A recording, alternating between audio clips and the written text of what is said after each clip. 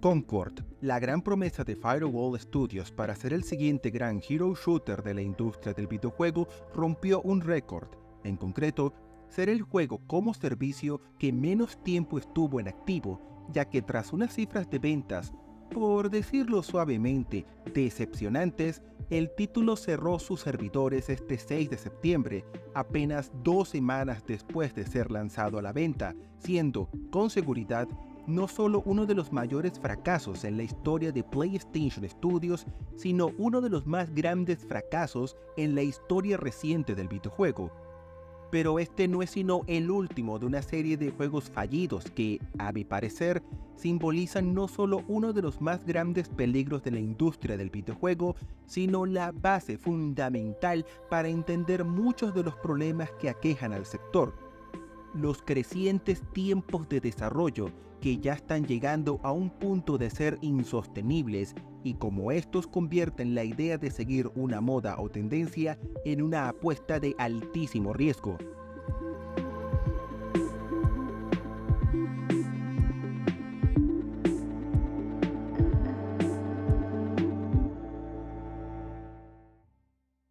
Cuando pensamos en los grandes retos que enfrenta la industria del videojuego, pensamos en cosas como el aumento de los costos de desarrollo, de los precios de venta, el bombardeo de secuelas, remakes y juegos como servicio, o el abuso en las microtransacciones y pases de temporada. Pero creo que una forma de entender el origen de estos problemas está en repasar cómo ha cambiado los tiempos de desarrollo.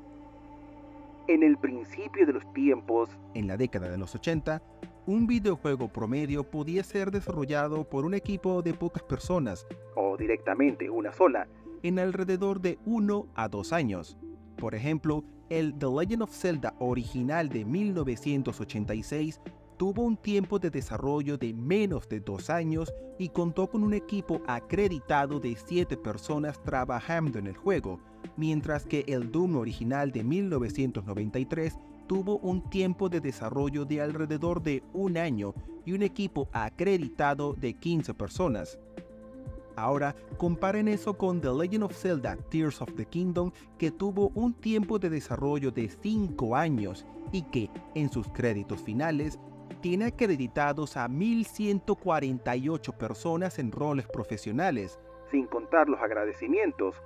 o los de Doom Eternal, que, desde su anuncio hasta su lanzamiento oficial, contó con al menos 4 años de desarrollo, con 1.302 personas acreditadas en roles profesionales trabajando en el juego, y verán cuán drástico ha sido el aumento en los tiempos de desarrollo. La mejora constante de la tecnología, reflejada en mejores gráficos, físicas y sonidos, que ha llevado a crecientes valores de producción en diseños, música e historia, que han ocasionado que los estudios y desarrolladores de videojuegos se conviertan en empresas enormes de alcance mundial y que han generado un aumento constante en las expectativas de los jugadores, es la principal causa de que los juegos tomen cada vez más tiempo en su desarrollo.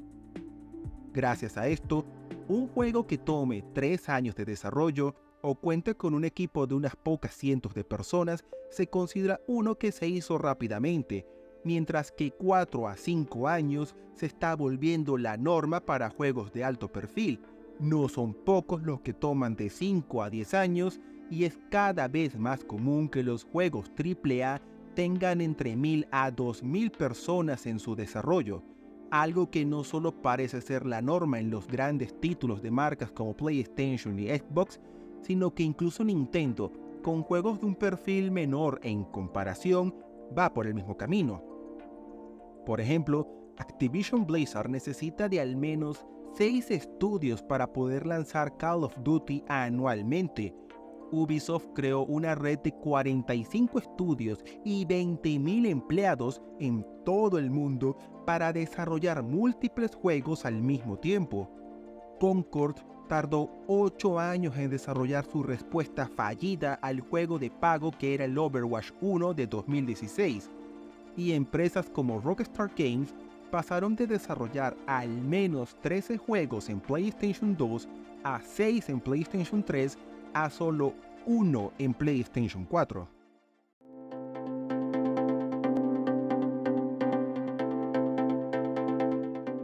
Este crecimiento constante en los tiempos de desarrollo, que se ha ido agravando en la última década, tiene varias consecuencias que se han ido notando en la industria del videojuego.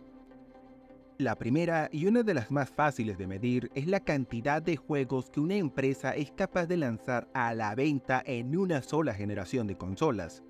Por ejemplo, Sony lanzó al menos 35 juegos exclusivos en PlayStation 3, luego 25 en PlayStation 4, para tener solo 13 en lo que va de generación de PlayStation 5, mientras que Microsoft tuvo al menos 27 juegos en Xbox 360, 19 en Xbox One y menos de 15 en lo que va de Xbox Series.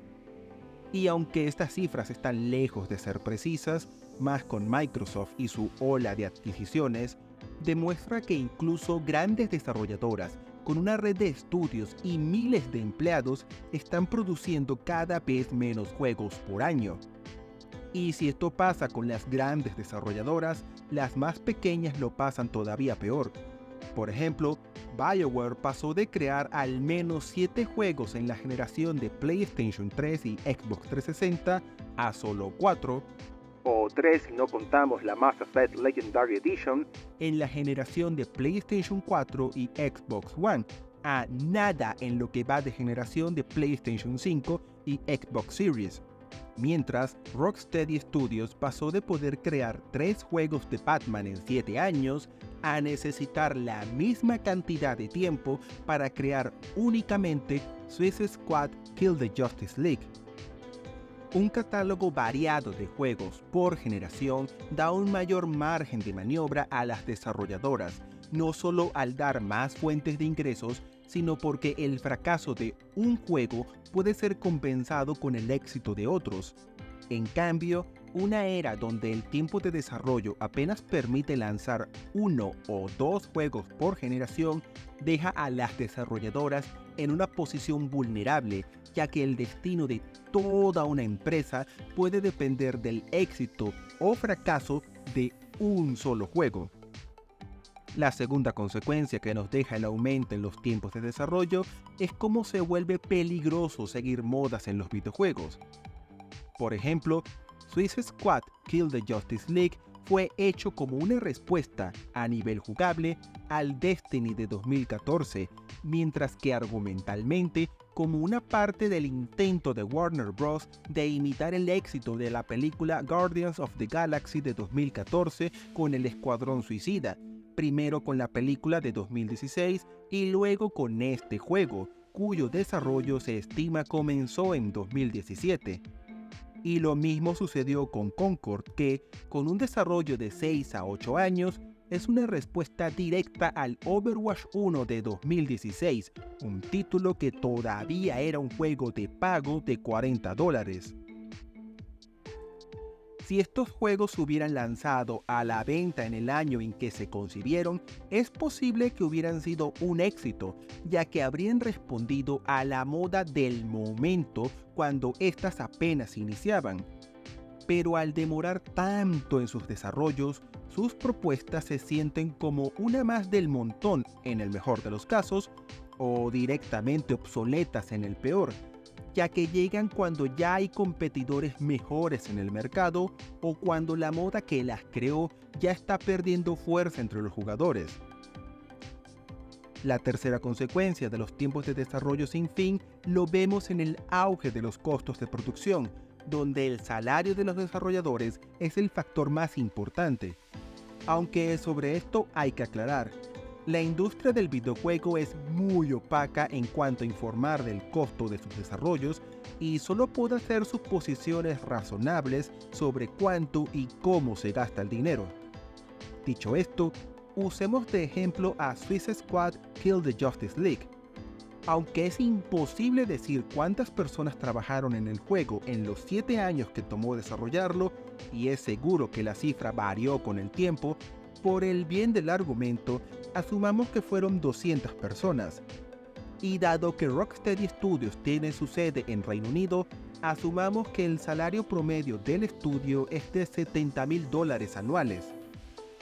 Esto significa que Suicide Squad Kill the Justice League pudo haber gastado solo en salarios 98 millones de dólares, a lo que no se suma alquiler y mantenimiento de oficinas, bonificaciones, beneficios, contratistas externos, computadoras, kits de desarrollo, licencias de programas, control de calidad, doblaje, localización a otros idiomas, marketing y distribución. Considerando que en un juego de alto perfil el costo de todo esto puede rondar fácilmente los 200 a 250 millones de dólares, significa que la mitad de todo ese presupuesto es únicamente salarios. Y lo mismo pasa con Concord, donde al tener Firewall Studios, sus desarrolladores, su sede en los Estados Unidos, estos tienen un salario promedio más alto de $85,000 anuales, por lo que si el juego tomó entre 6 a 8 años en su desarrollo con un equipo de 200 personas, eso significa que pudieron haber gastado entre 102 a 136 millones de dólares solo en sueldos. Como dije anteriormente, estas cifras son solo aproximados, ya que es imposible saber cuánta gente trabajó en estos juegos durante todo su desarrollo, pero sirve para ilustrar un punto. Buena parte del costo de un juego es únicamente salarios, y mientras más tiempo y personal tome desarrollar un juego, esta cifra empeora. No en vano, si Suicide Squad y Concord hubieran tomado 3 años en su desarrollo, podrían haberse ahorrado la mitad o más del presupuesto que gastaron en sueldos.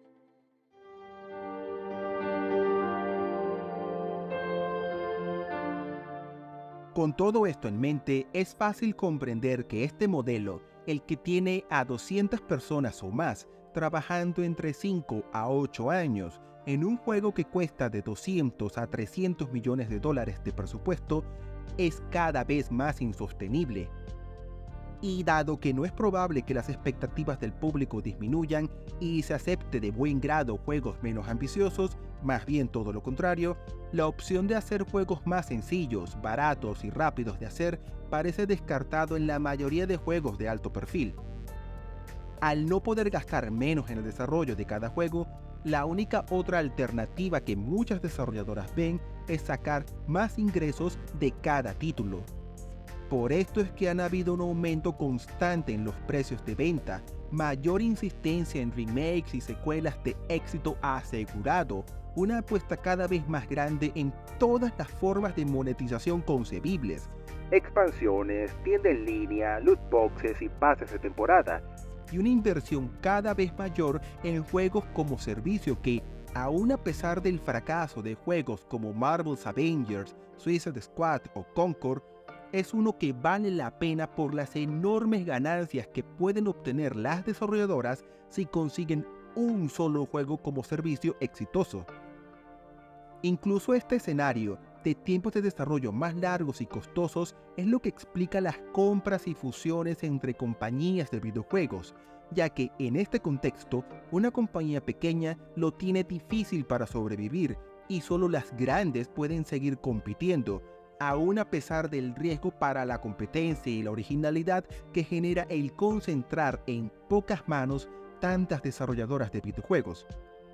Es solo cuestión de tiempo para que lleguemos a un año en que la mayoría de juegos de alto perfil no sean un éxito, para que la industria del videojuego entre en una crisis equivalente a la de 1983. Por esto creo que hay dos grandes cosas que se necesitan dar para evitar un eventual colapso de la industria. La primera, que las desarrolladoras encuentren una forma, ya sea mediante nuevas tecnologías o una mejor organización, de reducir los tiempos de desarrollo y el personal necesario para hacer un videojuego.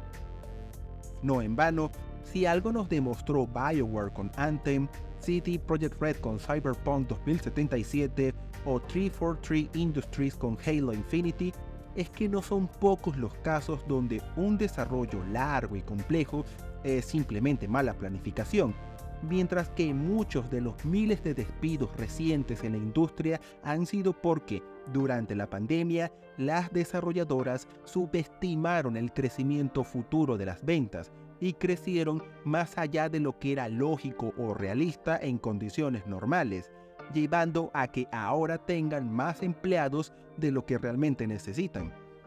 La segunda, y quizás la más difícil, es que nosotros como jugadores aceptemos que no es posible hacer juegos cada vez más grandes y espectaculares todo el tiempo. Que aprendamos a disfrutar juegos que, a pesar de no ser tan ambiciosos, sigan siendo divertidos y, más importante para el tema que trata el video, más fáciles y rápidos de hacer. Y que veamos los The Last of Us, God of War o Red Dead Redemption 2 que salgan en el futuro como excepciones y no como la norma a seguir. Seguir por el camino de cumplir una ambición al alza sin límites garantizará tiempos de desarrollo y presupuestos aún mayores, que llevarán a menos originalidad, más monetización, más juegos como servicio y, en última instancia, una eventual crisis que podría golpear a la industria con una fuerza como no se ha visto en décadas. Sin más nada que decir, muchas gracias por ver el video. Si te gustó, te invito a que visites mi canal donde analizo juegos, películas y series, así como a dejar tu comentario, ya que me gustaría mucho saber tu opinión de este tema. Agradeciendo todo tu apoyo, te deseo un buen día. Hasta pronto.